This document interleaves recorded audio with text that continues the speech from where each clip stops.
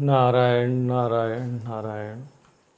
स्वामी रूपेश्वरानंद channel पर आप सभी का स्वागत है और आशा करते हैं कि आप सभी श्रद्धालु जो चैनल से जुड़े हुए हैं स्वस्थ होंगे और सुरक्षित होंगे। आगामी 10 जून 2021 को एक सिद्ध मुहूर्त सूर्य ग्रहण के रूप में आप सभी के समक्ष आ रहा है और इस ग्रहण काल का जो समय है, इसकी जो अवधि है वो 5 घंटे की है। दोपहर में 1:42 से सायंकाल के 6:41 तक इस ग्रहण का समय है और इस ग्रहण काल में चैनल की ओर से आप सभी श्रद्धालुओं को जो निरंतर आध्यात्मिक क्षेत्र में मार्गदर्शन देने का प्रयत्न किया जा रहा है, उसी के अंतर्गत जो श्रद्धालु कवच पाठ करते हैं या कोई स्तोत्र आदि जिन्होंने सिद्ध किया हो, उसी कवच को, उसी स्तोत्र को पुनः इस ग्रहण काल में जागृत करने के लिए आपको निर्देशित किया जा रहा है। और विशेषकर उस कवच में जो चंडी कवच है, देवी कवच है, जो दुर्गा सप्तशती के अंतर्गत हम लोग पाठ करते हैं, जिस कवच का, उसका पाठ आपको करना है। स्वामी रूपेश्वरानंद.in इस वेबसाइट पर आपको वो स्तोत्र उपलब्ध होगा। इस वीडियो के डिस्क्रिप्शन के अंत में भी आपको उस स्तोत्र की लिंक दे दी जाएगी। चैनल की ओर से ये प्रयत्न किया गया है कि जो भी स्तोत्र है, उपासना पद्धतियाँ है आराधना के रूप में, उन सभी का शुद्ध स्वरूप आपके समक्ष रखा जाए। तो इस चंडी कवच अर्थात देवी कवच को 2 भागों में बांटा गया है, जिसमें कुछ सुधार किया गया उसमें, बस केवल तो महिलाओं के हेतु और पुरुषों के हेतु।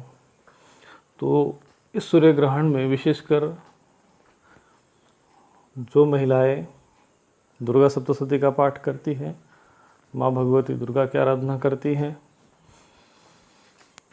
अथवा वो किसी प्रकार के तंत्र मंत्र यंत्र आदि जो भी देवी बाधाएं हैं, किसी शत्रु के द्वारा किसी आभिचारिक कर्म से यदि पीड़ित हो, तो वे इस ग्रहण काल में कम से कम 3 घंटे तक, संख्या निश्चित यदि माने तो कम से कम 100 पाठ पूरे होने चाहिए, और यदि नहीं होते हैं तभी भी 3 घंटा कम से कम इस कवच को आपको ग्रहण काल में पढ़ना है। और यदि कोई आपने इसके पहले कवच सिद्ध किया है या कोई मंत्र, साबर मंत्र आदि सिद्ध किए हुए हैं, तो उसको आप 1 घंटा चाहे तो आप उसको 11 आहुतियाँ उन मंत्रों की देकर उस मंत्रों को जागृत रख सकती हैं। और जो लोग दुर्गा सप्तशती का पाठ किए हैं, वे भी ग्रहण काल में, चूँकि 5 घंटे का ग्रहण काल है, तो इस ग्रहण काल में वे 3-3.5 घंटे का जो दुर्गा सप्तशती का पाठ होता है वो इसमें कर सकते हैं, और बाकी जो समय बचाए उसमें वो कवच का पाठ कर सकते हैं।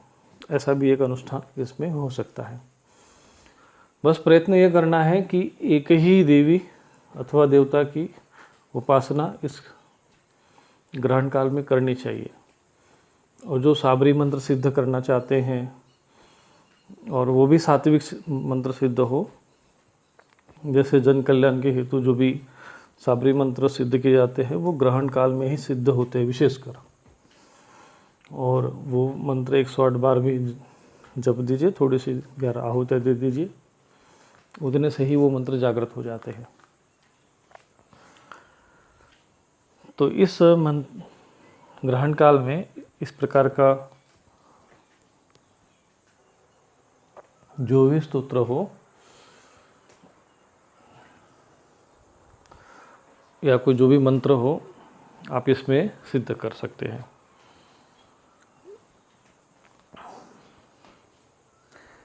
इसके अतिरिक्त जिन श्रद्धालुओं ने जो अन्य इष्ट की उपासना करते हैं, श्री राम रक्षा स्तोत्र, नरसिंह कवच, नारायण कवच, अमोघ शिव कवच, जो भी ये रक्षात्मक जो उपासना पद्धतियाँ हैं और आवश्यक है, ये जो कवच पाठ जो वे लोग सिद्ध कर चुके हैं या पाठ कर चुके हैं या पाठ कर रहे हैं, वे भी इस ग्रहण काल में 108 बार कम से कम उस कवच का पुनः पाठ करें। तो वो जो स्तोत्र है, वो जो आपका पाठ है, एक प्रकार से सिद्धि का रूप धारण कर लेगी और आपको वो स्तोत्र सिद्ध माना जाएगा। जैसे राम रक्षा स्तोत्र है, आप इसको सिद्ध कर सकते हैं। तो मैं विशेषकर सभी से यही कहूँगा और मेरा ये प्रयत्न है कि इस आपातकाल के संकट में आप सभी स्वस्थ रहे, सुरक्षित रहे। महामारी भी एक प्रकार से देवी आपदा ही है और मंत्र जाप चिकित्सा आदि के माध्यम से जो हम चिकित्सा करते हैं वो देवी उपाश्रय चिकित्सा आयुर्वेद का एक भाग भी है। तो उस रूप में आप देवी कवच का ही पाठ करें, ये बहुत आवश्यक है। और महिलाओं के लिए मैं विशेषकर कहूँगा, और जो महिलाएं मासिक अवस्था में रहती हैं और वो जो अवस्था काल होता है, उस अवस्था में जो तामसिक और आसुरी दुष्ट तत्व जो सूक्ष्म जगत में भ्रमण करते हैं, उससे महिलाएं इस काल में, इस अशुद्धि काल में विशेष रूप से प्रभावित होती हैं और उन्हें इस बात का भान भी नहीं रहता है और कुछ अज्ञात समस्याओं से वो ग्रसित हो जाती, पीड़ित हो जाती है और उसके कारण अनेक शरीर में रोग दोष शारीरिक मानसिक उत्पन्न होते हैं। तो उससे सुरक्षित रहने का सर्वश्रेष्ठ उपाय यदि कोई है विशेषकर स्त्रियों के लिए, तो वो है ये चंडी कवच, देवी कवच। तो मैं इस चैनल के माध्यम से आप सभी श्रद्धालुओं को विशेष रूप से निर्देशित कर रहा हूँ कि आप इस सूर्य ग्रहण में देवी कवच को सिद्ध करें। मैं जानता हूँ और मेरे पास ऐसे अनेक प्रकार के संदेश आते हैं जो अपनी महिलाएं समस्या बताती हैं, उसका समाधान पूछती हैं।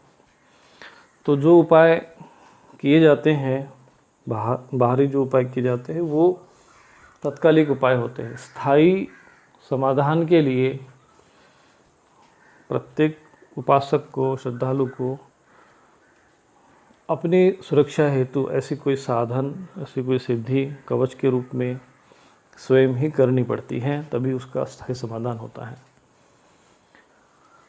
और विशेषकर जो बालक बच्चे होते हैं, उनको भी इस दिन आप कवच कागज़ पे पहले से लिख कर रखिए, बहुत बारीक अक्षर में। उसको भी आप किसी धागे में उनको सुरक्षित करके उस कागज़ को लपेट कर अच्छे से ये कवच बनाकर बच्चों को भी पहना सकते हैं।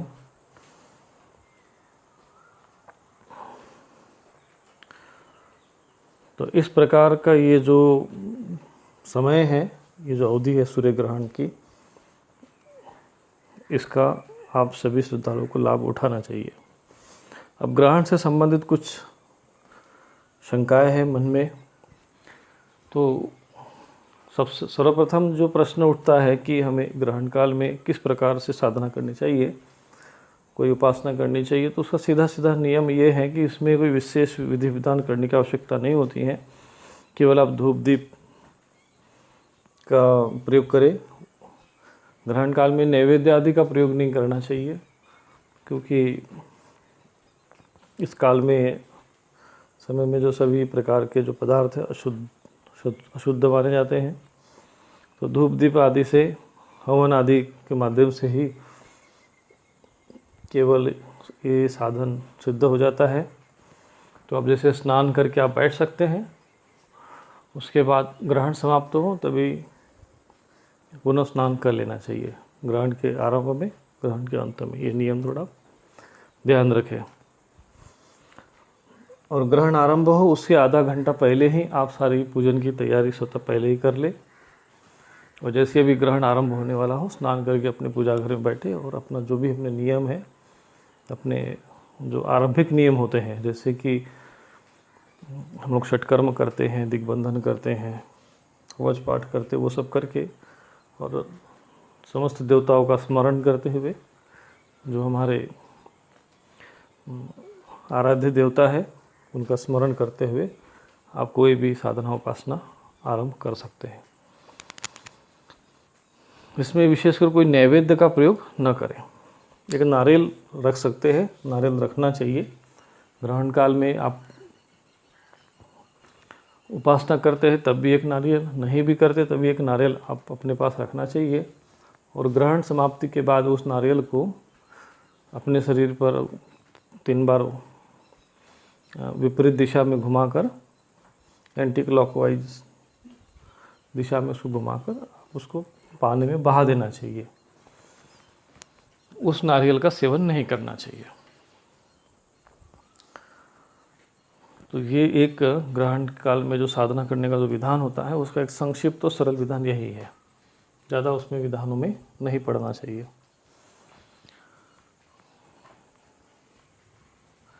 कुछ शंकाएं ऐसी भी आती हैं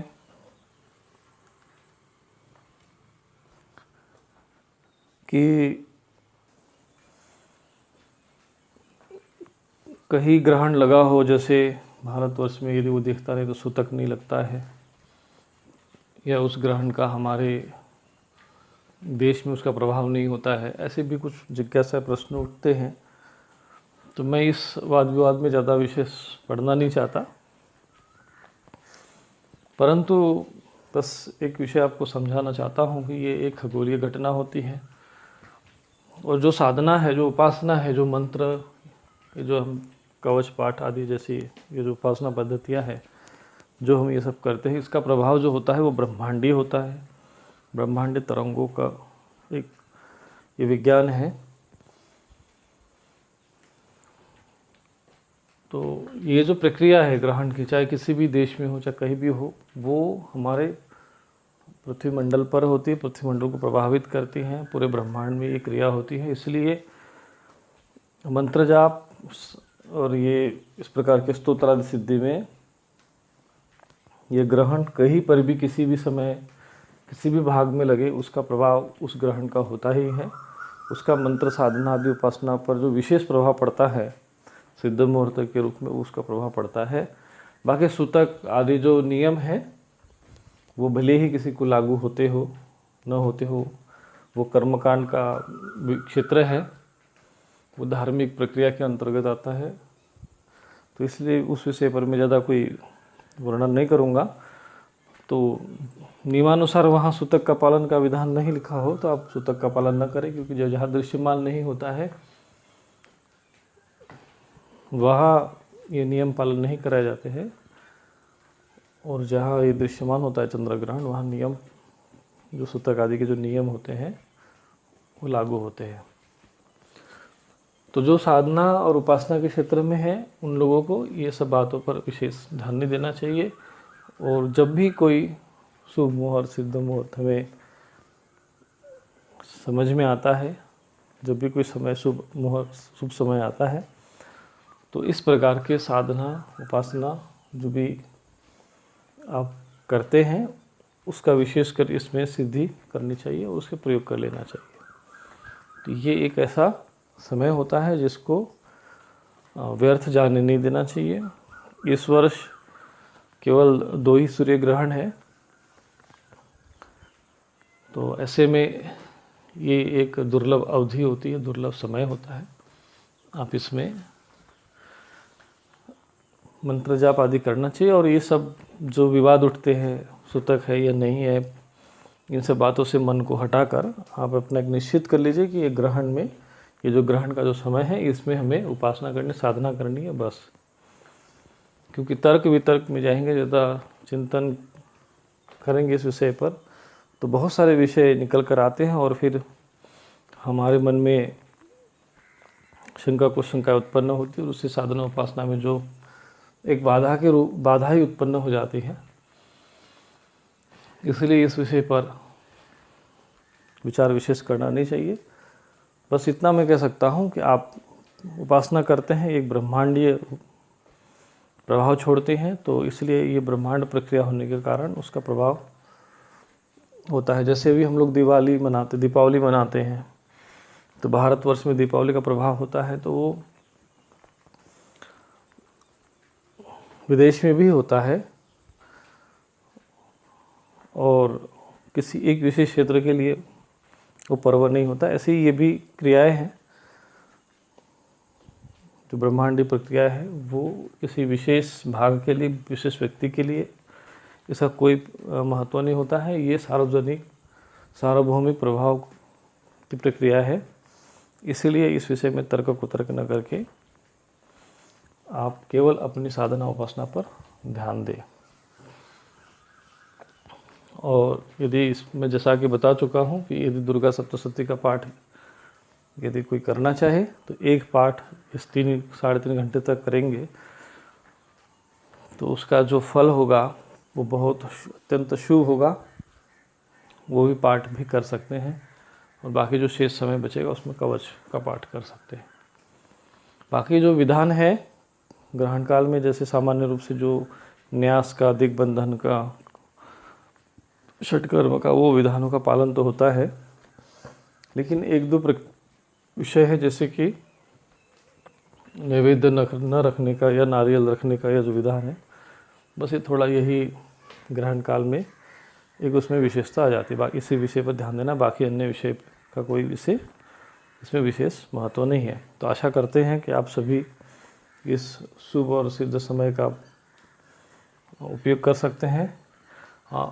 और हाँ, एक विषय और भी है कि जो बजरंग बाण के उपासक है वो भी इस काल में बजरंग बाण के 100 पाठ, 108 पाठ वो भी कर सकते हैं। जैसे कि हमने पिछले भी सूर्य ग्रहण में बजरंग बाण के प्रयोग करवाए हैं ग्रहण काल में। तो जो लोग बजरंग बाण पर ही विशेष आस्था रखते हैं वो लोग इसमें भी बजरंग बाण को पढ़ सकते हैं। जिन्होंने पहले सिद्ध कर चुके हैं वे लोग भी पुनः इस ग्रहण काल में कर सकते हैं। उसमें सिद्धि के साथ साथ जो एक बार बार इस प्रकार के सिद्ध मुहूर्त में उसका जो पाठ करने से वो एक विशेष रूप से जो स्तोत्र है, पाठ है, वो एक ऊर्जावान बनता है, शक्तिशाली बनता है। उसकी जो शक्ति है, उसकी जो ऊर्जा है, उसमें वृद्धि होती है। इसीलिए बार बार ये इस प्रकार के अनुष्ठान, बार बार इस प्रकार के सिद्धि मुहूर्त में पाठ करना चाहिए। तो जो श्रद्धालु बजरंग बाण का पाठ करना चाहते हैं वो भी बजरंग बाण का पाठ भी कर सकते हैं। मेरा जो इस समय जो उद्देश्य है, जो अभियान है, वो ये है कि किसी भी रूप में जो सनातन परंपरा से जुड़ा व्यक्ति है, जो इस प्रकार की स्तोत्र, आराधना, पूजा पाठ में विश्वास रखता है, आस्था रखता है, उनको चाहे वो बजरंग बाण हो, चाहे वो देवी कवच हो, नरसिंह कवच, राम स्तोत्र हो, किसी भी रूप में एक दैवीय संरक्षण प्राप्त हो उनको, उनके परिवार को, के बाल बच्चों को, जो एक दैवी संरक्षण प्राप्त हो, दैवी ऊर्जा के द्वारा वो एक प्रकार से सुरक्षित हो जाए। यही मेरा मुख्य रूप से अभी तक जो अभियान हमने 1 वर्ष से आरंभ किया है, यही मेरा मुख्य विषय है, उद्देश्य है। इसलिए मैं बार बार इस बात पर जोर देता हूँ कि आप कवच पाठ या कवच सिद्धि, बजरंग बाण भी एक प्रकार से रक्षात्मक स्तोत्र ही है, पाठ है वो, जिसे हम लोग पाठ करते हैं, पाठ करे बजरंग बाण की, हनुमत रक्षा करे प्राण की। तो ये रक्षा कारक पाठ है, जो रक्षा कारक उपासना है। बजरंग बाण भी जैसा देवी कवच का पाठ प्रभावशाली है, वैसे ये बजरंग बाण का भी पाठ प्रभावशाली है, बस सरल भी है, तो आप इसको भी कर सकते हैं। परंतु मैं विशेष रूप से महिलाओं के लिए, चूँकि महिलाएं अशुद्ध अवस्था में होती है, उस अवस्था में बजरंग बाण का पाठ कर नहीं पाती हैं, परंतु वो मानसिक रूप से देवी कवच का पाठ कर सकती हैं यदि उन्होंने उसकी आराधना सिद्धि की हो, तो उस अवस्था में, उस अशुद्ध अवस्था में उनकी सुरक्षा देवी कवच के माध्यम से हो सकती है। इसीलिए मैं इस ग्रहण काल में महिलाओं को विशेष रूप से ये निर्देशित कर रहा हूँ कि वो इस ग्रहण काल में देवी कवच का पाठ करें। नारायण नारायण नारायण।